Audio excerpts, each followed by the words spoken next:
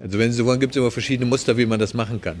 Die erste Reaktion, die man hat, die ist eine kindliche. Man probiert mal so ein bisschen rum. Eine Strategie ist Trial and Error, ich probiere einfach aus. Wenn die Situation jetzt real komplex ist, dann ist das schlichte Ausprobieren auf Dauer keine Lernstrategie. Die zweite Möglichkeit, die von Menschen sehr, sehr geliebt wird, ist das Ausblenden. Das heißt, die sagen, es interessiert mich gar nicht, ich gucke mir das Ganze gar nicht an, ich bleibe bei meinem alten Muster. Und glauben Sie mir, das ist eine Fähigkeit, die Menschen sehr, sehr trainiert haben. Das heißt, die rennen einfach ihr Muster weiter und tun so, als ob nichts passiert ist. Die Strategie, auf die wir maximal stolz sind in unserer Kultur, die aber uns leider sehr stark an die Grenzen führt, ist das rationale Durchdringen, das Verstehen. Die Menschen gehen sozusagen hin und sagen, ich versuche eine Komplexität für mich tatsächlich über die Details zu verstehen. Stellen Sie sich mal in die Rolle eines Kunden in der heutigen Welt des Konsums und versuchen Sie mal im Detail alles zu verstehen. Sie können gerne hingehen und können Stiftung Warentest alle Testbroschüren durchlesen, die Ihnen dort angeboten werden. Sie werden nicht über rationales Verstehen weiterkommen. Und weil das so ist, weil die Menschen das begreifen, dass sie mit Rationalität nicht weiterkommen, greift die vierte Strategie.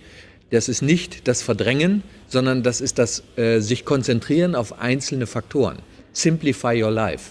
Das heißt, sie trivialisieren das System durch Reduktion auf wenige Kriterien.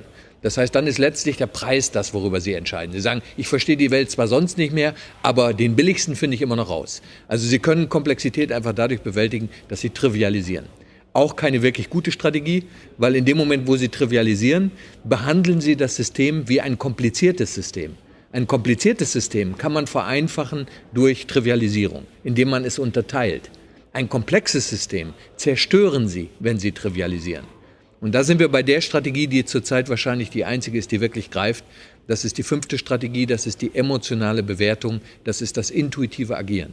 Menschen sind in ihrem Gehirn auf faszinierende Art in der Lage, Komplexität über Musterbildung zu reduzieren. Das heißt, Intuition, ein Begriff, den wir viele Jahre lang sehr beiseite geschoben haben, bekommt im Moment eine gigantische Bedeutung. Intuition bedeutet, dass mein Gehirn Musterbildung gelernt hat, die jenseits meines rationalen Verstehens hilfreich sind. Nur wenn Sie intuitiv tätig sind, dann sollten Sie eine sehr lange Lerngeschichte am Rande der Überforderung hinter sich haben. Intuition ist die Fähigkeit des Gehirns, komplexe Muster zu bilden, jenseits meines Verstehens. Jetzt haben wir mit Intuition, also wenn Sie so wollen, eine gigantische Lösung im Umgang mit Komplexität. Wir haben nur ein riesiges Problem.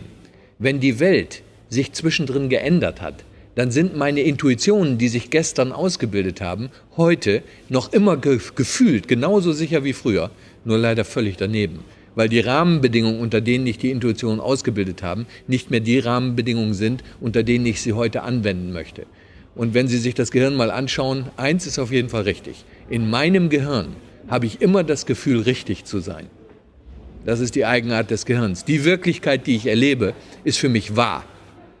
Ob die tatsächlich in dem Sinne auch erfolgreich und nützlich ist eine ganz andere Frage. Also wenn Sie eine Führungskraft haben, die auf intuitiver Basis Entscheidungen trifft, wundern Sie sich bitte nicht, dass die sich diese Entscheidungen glaubt. Weil in dem Gehirn der individuellen Führungskraft ist das immer richtig, was da läuft. Aber ob das auch angemessen ist für die Marktsituation, ist eine andere Frage. Also bevor ich mich der Intuition eines Menschen anvertraue, gucke ich mir immer an, in welchem Rahmen hat er seine intuitive Kraft gelernt. Ist der wirklich noch up-to-date? Dieser Begriff up-to-date ist recht nett in dem Zusammenhang. Sie müssen sozusagen Ihre Krisen in der Situation durchlebt haben, die heute Gültigkeit hat. Wenn sozusagen meine Krisen, die die Basis meiner Intuition sind, vorgestern und vorvorgestern gelegen haben, dann reagiere ich leider intuitiv auf eine völlig falsche Rahmenwelt. Das heißt, wenn eine Führungskraft mit dem Gefühl, völlig richtig zu sein, heute etwas entscheidet, gucke ich mir immer an, in welcher Situation hat die ihre Intuition ausgebildet. Das heißt, ist sie wirklich ein intuitiver Experte von heute oder ein intuitiver Experte von gestern? Und jetzt sind wir wieder bei der Aufgabe, die wir dann haben. Wo immer wir uns in einer komplexen Welt leben, bitte Punkt 1, bleiben Sie wach. Punkt 2, vernetzen Sie sich mit allem, was da ist. Und lassen Sie Ihre intuitiven Bewertungen zu, weil das ist der beste Weg, den man wählen kann. Nur wenn das die intuitive Bewertung eines Einzelnen ist, werde ich heute sehr vorsichtig, weil ich nicht mehr genau weiß, aus welchem Rahmen sie kommen. Und das ist der Teil, wo wir mit unserem Verfahren, mit diesem Interviewverfahren dann auch eingreifen. Es ging uns darum, kollektive Intuitionen messbar zu machen. Weil wenn ich das abstützen kann über viele, dann bin ich wieder relativ sicher, dass ich nah dran bin am realen System. Sonst passiert mir das, was Herrn Grundig passiert ist mit Betamax und VHS. Er hat intuitiv das Gefühl, es ist richtig, auf Betamax zu gehen. Nur leider war die Welt drumherum der Meinung, es ist VHS. Und das kann das Ende einer Firma sein.